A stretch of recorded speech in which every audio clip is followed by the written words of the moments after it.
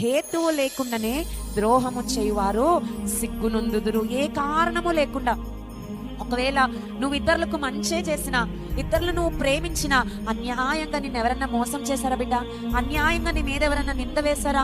అన్యాయంగా నీకు రావాల్సిన దాన్ని వారి కుయుక్తితో, వారి కపటోపాయంతో నీ దగ్గర నుండి లాక్కోవడానికి ప్రయత్నించారా? నీకెవరు తోడు లేరని, నీకెవరు సహాయం లేరని, నీకెవరు దిక్కు లేరని, వీరి పొలములో కంచె వేస్తే అడిగే నాదుడే లేడని హేతువు లేకుండా ఈరోజు నీకు అన్యాయం చేసిన వారు ఉంటే, కారణము లేదయ్యా, నేను అంత నిజాయితీగానే నడిచాను, ప్రతి రూపాయి కష్టపడి సంపాదించాను, ఏ కారణము లేదు, అన్యాయంగా నాకు రావాల్సిన దాన్ని తీసుకున్నారయ్యా, అన్యాయంగా నేను చేయని తప్పుకు నా మీద నిందేశారయ్యా, నేను ఎదిరించలేనని, వారిని ఎదిరించడానికి నా బలము సరిపోదని, నేను బలహీనుడనని చూసి, నాకు ఆధారము లేదని చూసి నాకు ద్రోహము చేశాడయ్యా అని నువ్వు బాధపడుతుంటే, ఉదయకాలం ముందు దేవుని వాక్యము నీతోనే మాట్లాడుతుంది బిడ్డ.